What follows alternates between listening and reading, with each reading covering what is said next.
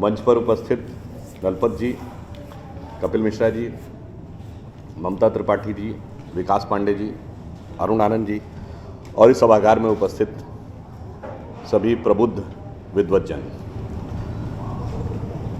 आज का जो टॉपिक है Naxals at the door step, and the discussion is going on here in New Delhi, the capital of India. So then you have to have the two aspects of this subject. One is Naxal and other is India. In my opinion, there is a starking divergence in these two words or in these two concepts. You will say how?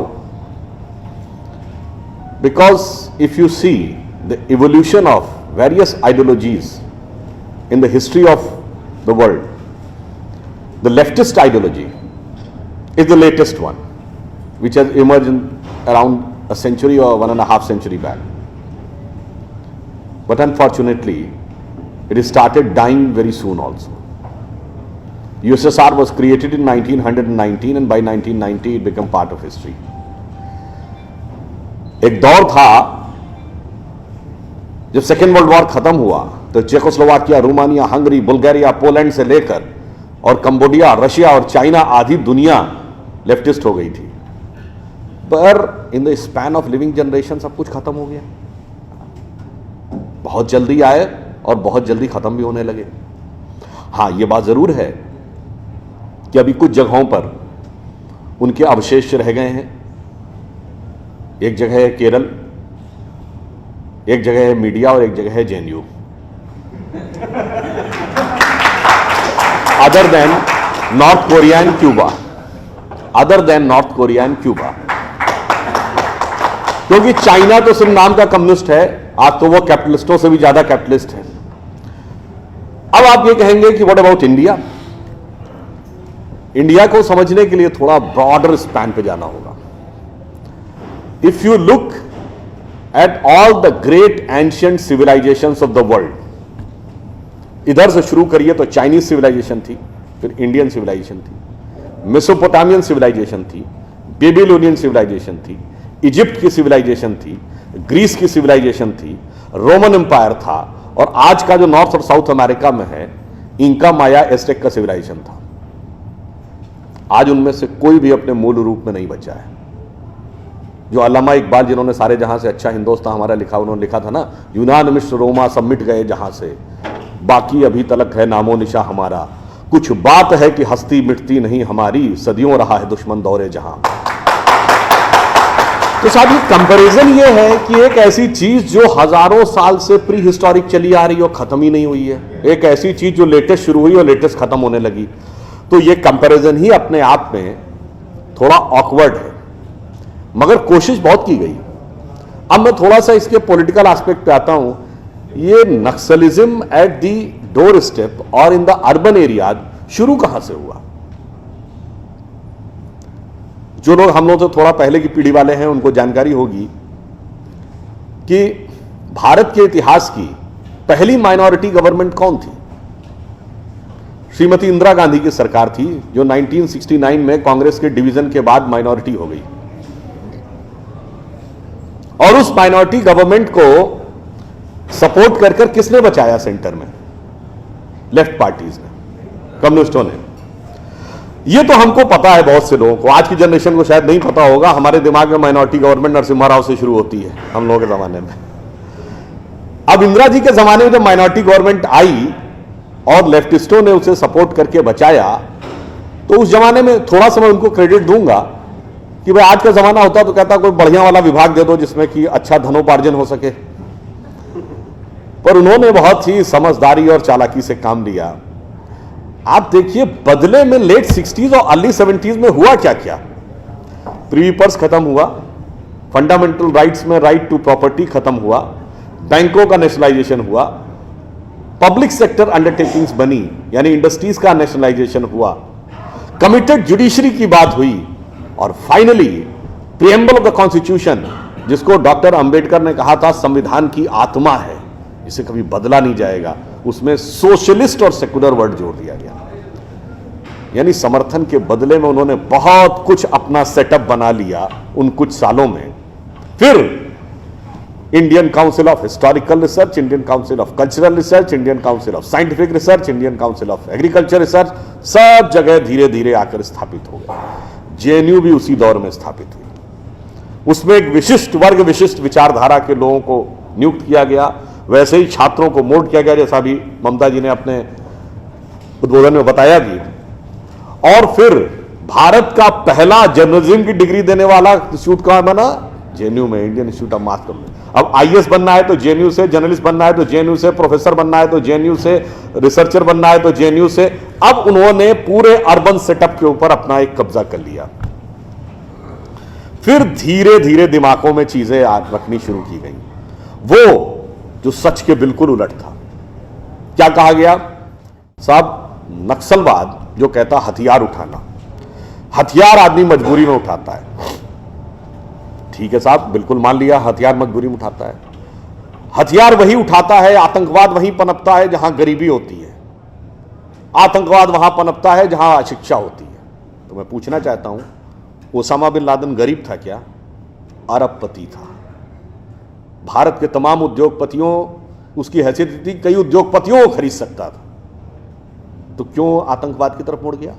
तो आपकी theory का base तो logical नजर नहीं आता।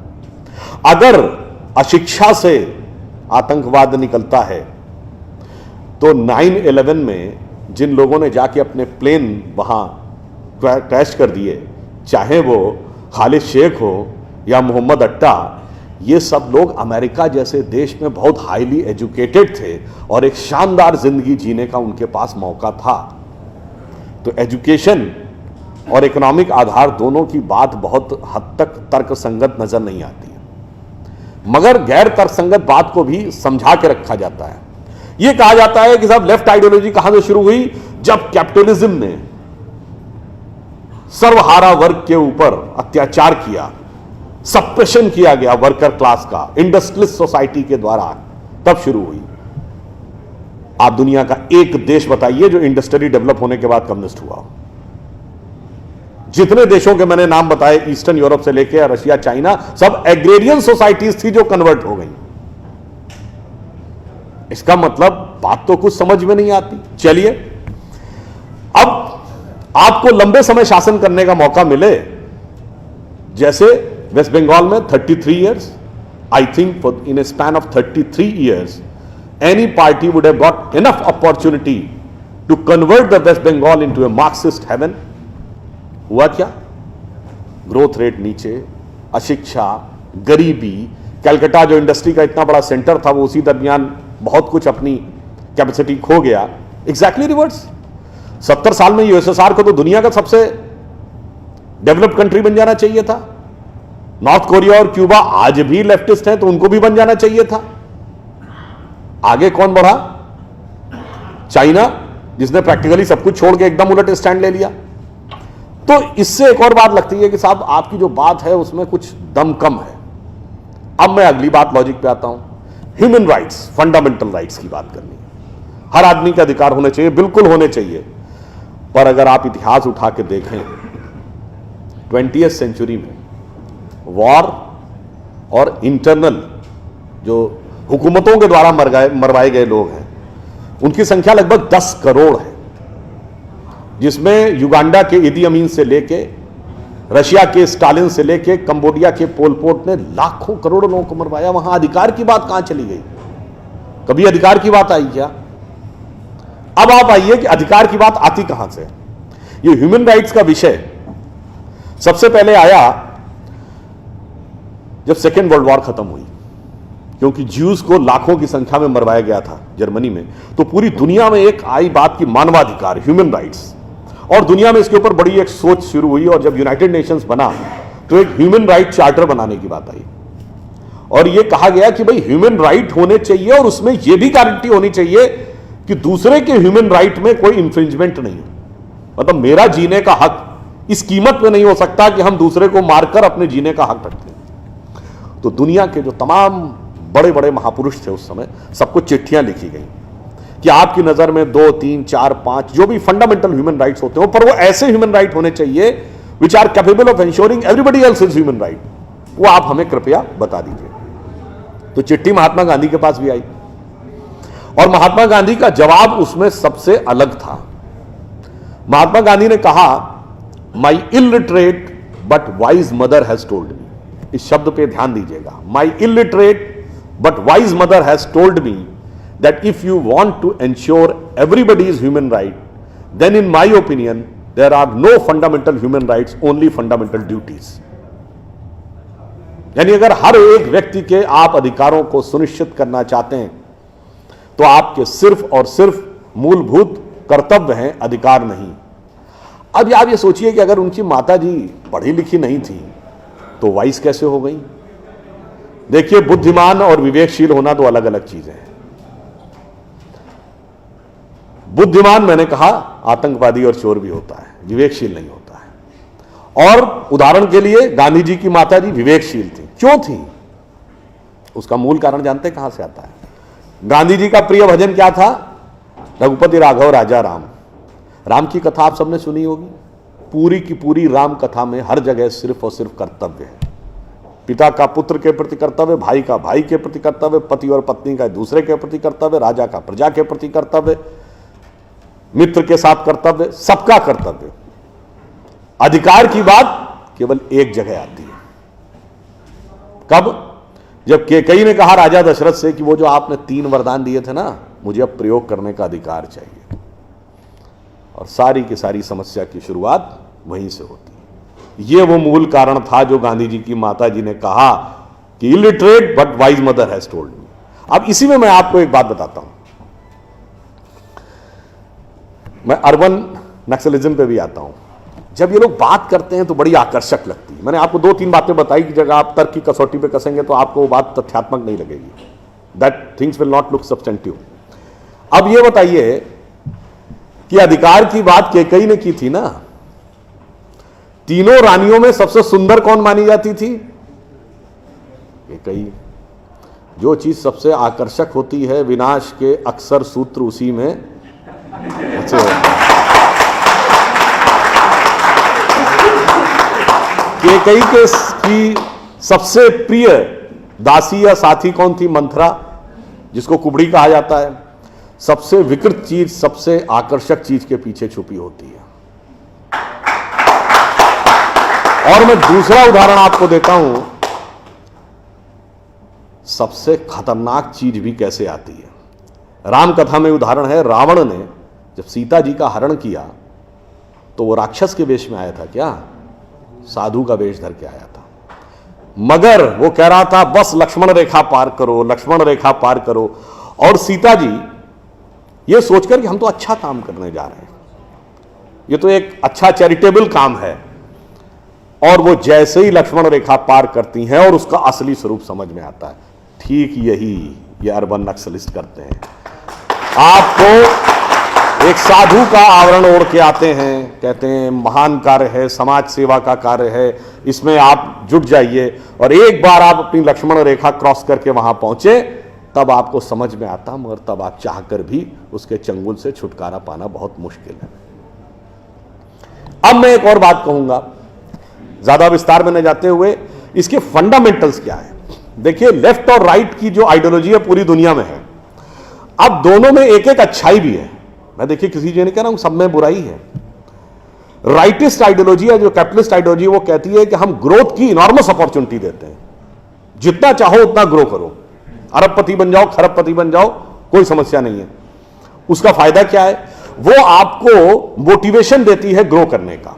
इसलिए आप देखिए साइंटिफिक डिस्कवरीज और ये सब चीजें इस ढंग की सोसाइटीज में ज्यादा होती हैं। माइनस पॉइंट क्या है साहब? हम रोटी की गारंटी सबको नहीं देते।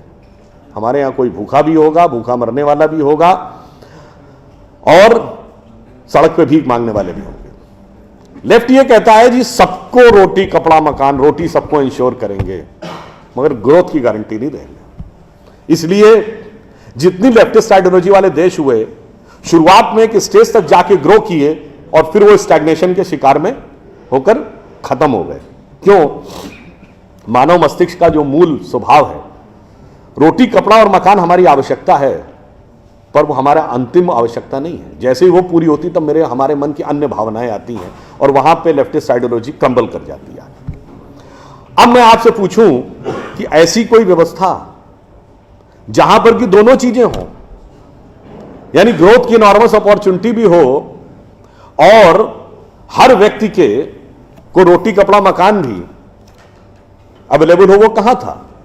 तो सिर्फ भारत में था। कैसे?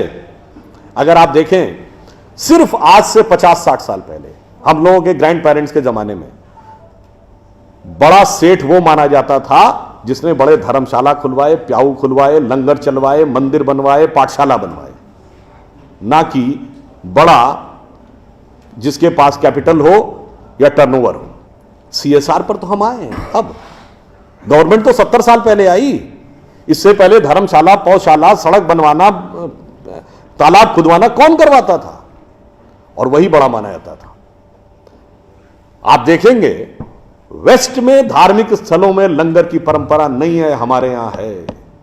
मंदिरों में, गुरुद्वारों में हजारों हजारों लोग रोज लंगर खाते हैं। ये उसी विचार का प्रतीक है।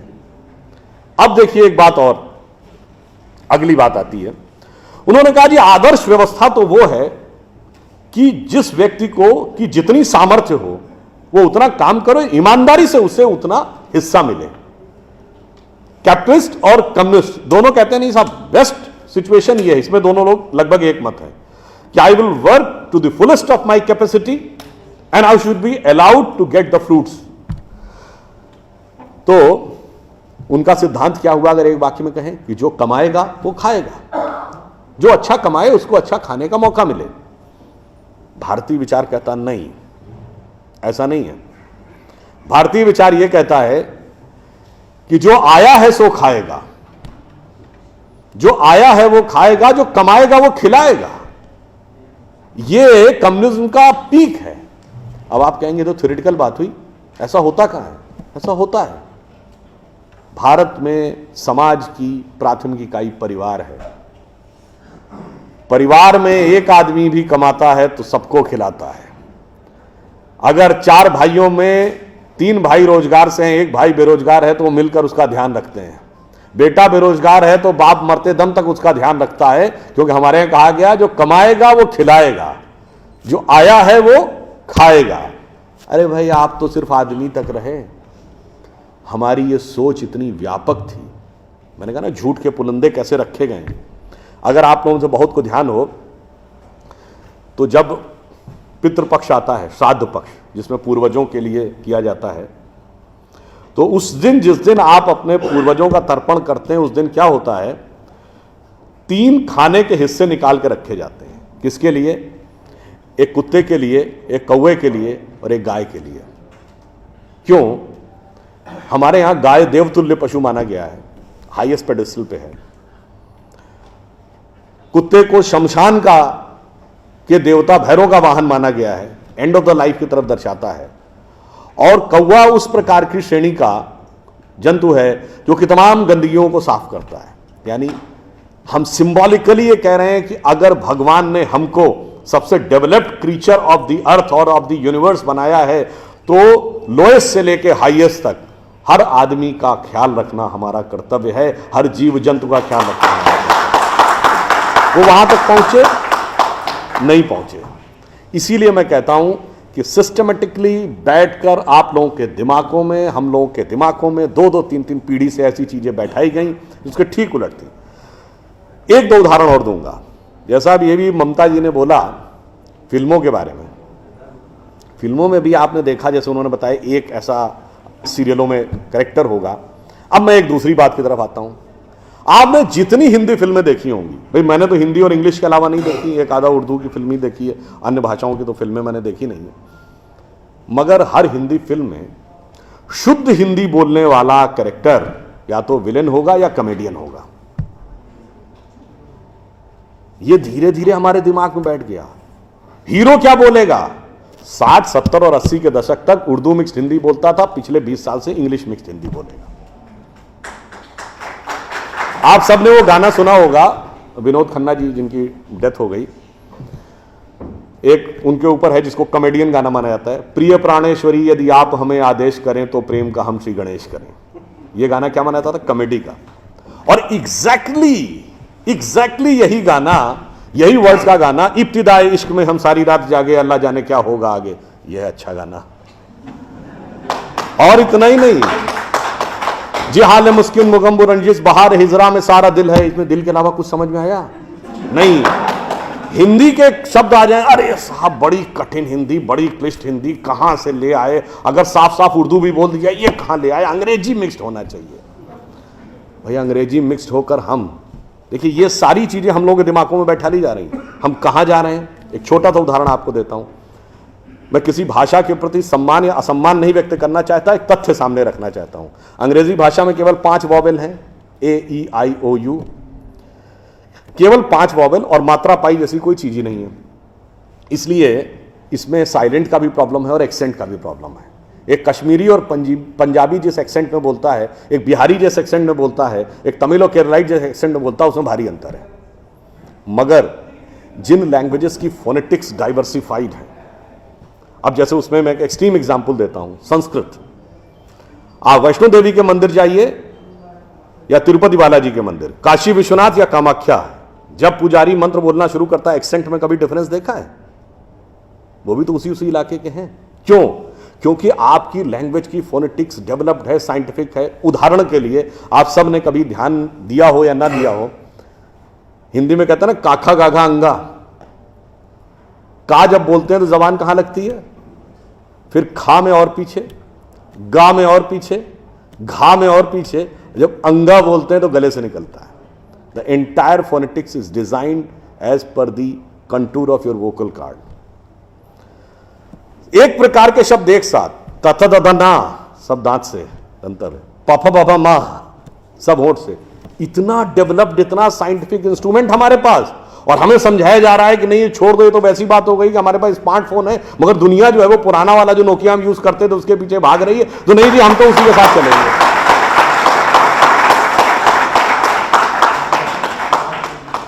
अंत में मैं एक बात और कहना चाहूंगा, हमें एक ये समझाया जाता है साइंटिफिक नहीं है, हम लोग साइंटिफिक नहीं है, साइंटिफिक एटीट्यूड से चलना चाहिए। मान लिया साहब, बिल्कुल साइंटिफिक एटीट्यूड से चलना चाहिए।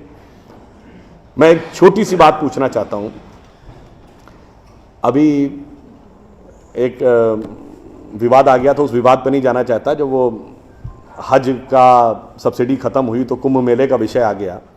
कुंभ मेला हम सब जानते हैं, कुंभ मेले का एक एस्पेक्ट आप लोगों ने कभी ध्यान दिया है? कुंभ मेला कितने साल में एक बार पड़ता है? 12 साल में। 12 साल में एक बार क्यों पड़ता है? क्योंकि वो जुपिटर की साइकिल पर आधारित है। बृहस्पति ग्रह हर 12 वर्ष के बाद अपना एक चक्कर पूरा करके उसी राशि में दोबारा आता है, इसलिए कुंभ मेला 12 वर्ष में एक बार पड़ता है। हजारों सालों से चला आ रहा है, ठीक है। तो इसका मतलब हमको पता था ना कि बृहस्पति की साइकिल 12 साल की है। इनको तो अभी 100 साल पहले पता चला कि बृहस्पति की साइकिल 12 साल की है, और उसके बाद हमको समझा दिया जाता है नहीं साहब हम अनसाइंटिफिक थे। अब आप एक और बड़ी मजेदार बात देख लीजिए, सूर्य ग्रहण और चंद्र ग्रहण पड़ता है तो उसका डेट और टाइम कौन तय करता है? सरकार घोषणा करती है ना, टीवी पे आता है, रेडियो पे आता है, अखबार में आता है। किस बेस पे आता है? नासा की फिजिकल ऑब्जर्वेटरी बताती है कि फलां तारीख को इतने बज के इतने मिनट पे सूर्य ग्रहण या चंद्र ग्रहण पड़ेगा, सोलर इक्लिप्स और ल्यूनर इक्लिप्स। मगर ये बताइए 1950 से पहले तो नासा की ऑब्जर्वेटरी नहीं थी। 1920 में जब अल्बर्ट आइंस्टीन ने रिलेटिविटी की थ्योरी दी, उससे पहले रिलेटिव मोशंस ऑफ प्लैनेट नहीं पता था। सॉरी, 1916 में। 1920 में एडविन हबल एक साइंटिस्ट हुए जिन्होंने एक्सपेंडिंग यूनिवर्स की थ्योरी दी, उससे पहले एक्सपेंशन ऑफ यूनिवर्स नहीं पता था। 1900 में मैक्स प्लैंक साइंटिस्ट हुए जिन्होंने लाइट की क्वांटम की थ्योरी दी, फोटॉन्स वाली, उससे पहले प्रोपगेशन ऑफ लाइट ही नहीं पता था। 1897 में जे टॉमसन ने इलेक्ट्रॉन खोजा, उससे पहले आप मानते थे एटम अनडिविजिबल है। और 1633 में आप ये कहते थे, गैलीलियो को फांसी दे रहे थे इस बात के लिए कि उसने कहा सन रिवॉल्व्स राउंड द अर्थ गलत है। तो भैया आप 380 साल चल के जहां पहुंचे हैं, हमारा पंचांग तो युधिष्ठिर के जमाने से एज इट इज चला आ रहा है 5100 साल। मतलब ये लॉजिक नहीं है, ये तो साइंटिफिक प्रूफ। फिर भी हमें समझाया जाता है कि साहब जो हमने सोचा वो सब हम अनसाइंटिफिक थे, हम गलत थे। बड़ी मजेदार बात है। इन a span of living generation, 50 साल में देखिए ये जो अर्बन नक्सल से उन्होंने हमारे दिमागों में क्या क्या भरा और फैक्ट क्या था। 50 साल पहले जिस जिस चीज का मजाक उड़ाया गया वो चीज आज ठीक उसके उलट हो गई। 50 साल पहले कहते थे अरे यार ये अगर खेती करनी है तो mechanise farming, chemical fertiliser use करो। गाय के गोबर से कोई खेती होती? आदमी चांद पे पहुंच गया, तुम गाय के गोबर पे पड़े हो। आज नहीं, ऑर्गेनिक फार्मिंग की तरफ जाओ। 50 साल पहले क्या कहते थे?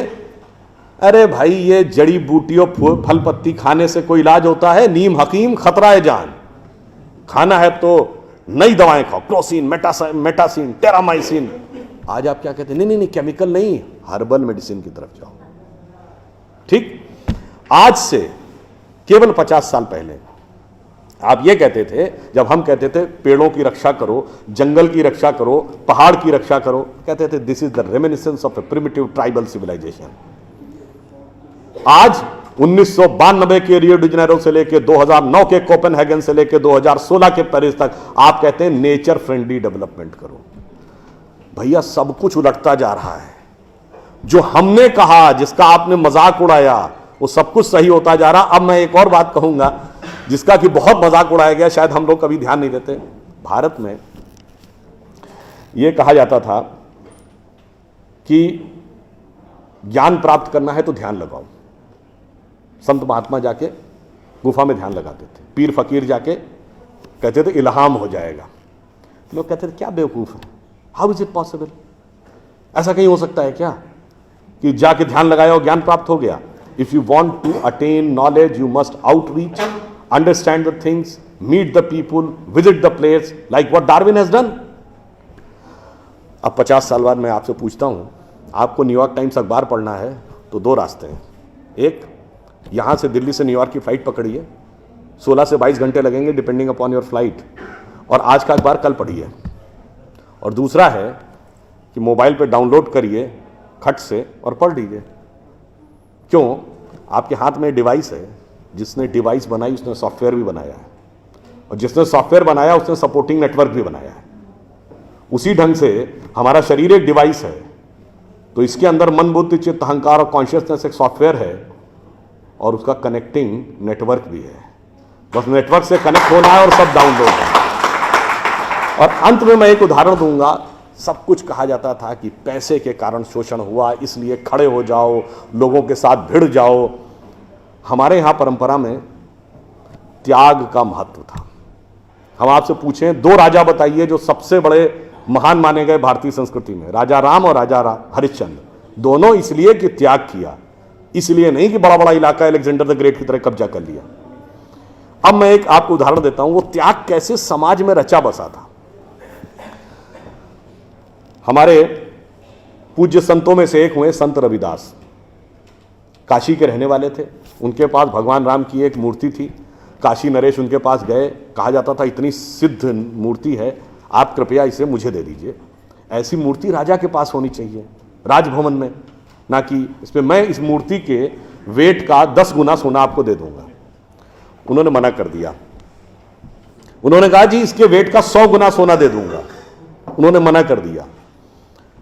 तो राजा को थोड़ा क्रोध आ गया। उसने कहा ऐसा है रैदास जी, आज जिस झोपड़ी में रह रहे हैं इसमें जितना सोना आ सकता हो नीचे से ऊपर तक उतना भर लीजिए, उतना मैं आपको देने को तैयार हूं। तो एक बार उनकी पत्नी का मन आया कि भाई ऐसा बढ़िया ऑफर नहीं मिलेगा, अब हमें इस पर विचार कर लेना चाहिए। रैदास ने क्या जवाब दिया? एकै मोरो राम नाम धन, एकै मोरी आशा, ऊ धन आई है ई चले जाइए, ना चाहे भगत रैदासा। मना कर दिया। रैदास जी क्या थे? वो जूते बनाते थे, आज की परिभाषा के अनुसार दलित थे। अब आप आइए, संत कबीर जुलाहा थे, आज की परिभाषा के अनुसार ओबीसी।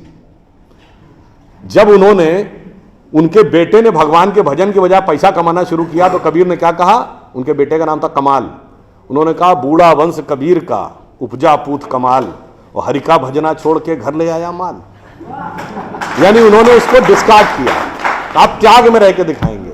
अब आप आइए, मीराबाई राज परिवार की थी आज के हिसाब से, फॉरवर्ड। और उन्होंने क्या कहा? पायो जी मैंने राम रतन धन पायो, और जन्म जन्म की पूंजी पाई बाकी सबे लुटायो।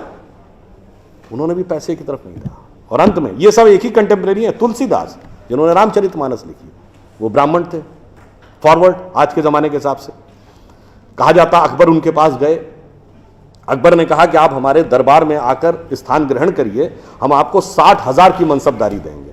उस जमाने में मनसबदारी एक रैंक होती थी, तो जैसे 40,000 की मनसबदारी वॉज मैक्सिमम, 60,000 का मतलब हुआ कि राजा के बाद सबसे बड़ा स्टेटस आपका होगा।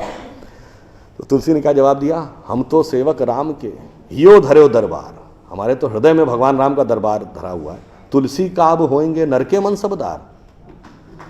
ये मैंने क्यों बताया, जो बातें ये अर्बन नक्सलिस्ट समझाते हैं कि शोषण किया गया, कैपिटलिज्म किया गया, अगर मार्क्स ने कहा धर्म एक अफीम है जो गरीबों को पिला दी जाती है ताकि अमीर उस पर हुकूमत करता रहे, पर यहां ऐसा नहीं था। मैंने दिखाया समाज का निचला वर्ग हो, मध्यम वर्ग हो, उच्च वर्ग हो, राज करने वाला वर्ग हो, सबने कहा जो त्याग करेगा वो महान होगा। इसीलिए हमारे यहां महात्मा गांधी महान हुए, ना कि प्रधानमंत्री रहने वाले नेहरू महान। तो इसलिए मैं अंत में ये कहूंगा आप सभी लोगों से कि ये जो मायावी रावण साधु का वेश बना के आता है, सूक्ष्म दृष्टि से इसको समझिए और आश्वस्त रहिए कि वो चाहे कितना भी मायावी हो, अंत में विजय हमारी ही होगी, क्योंकि हम आज दुनिया के यंगेस्ट नेशन है। जैसा अभी नलपत जी ने कहा ना कि भाई people like us we are in minority, हम देश दुनिया के सबसे युवा देश हैं, यह सत्य है, मगर यह अर्ध सत्य है। हम सबसे युवा देश और सबसे प्राचीन सभ्यता है। We are the youngest nation and the oldest civilisation. तो एक गौरवशाली हमारा भूतकाल है और एक शानदार भविष्य है जो हमारी प्रतीक्षा कर रहा है। बस बीच के इस माया के प्रपंचों को से हम बचे रहें तो कहीं कोई संदेह नहीं है। एक पंक्ति कहकर समाप्त करूंगा कि गौरवशाली था भूत, भविष्य भी महान है, अगर संभालें आप उसे जो वर्तमान है। धन्यवाद।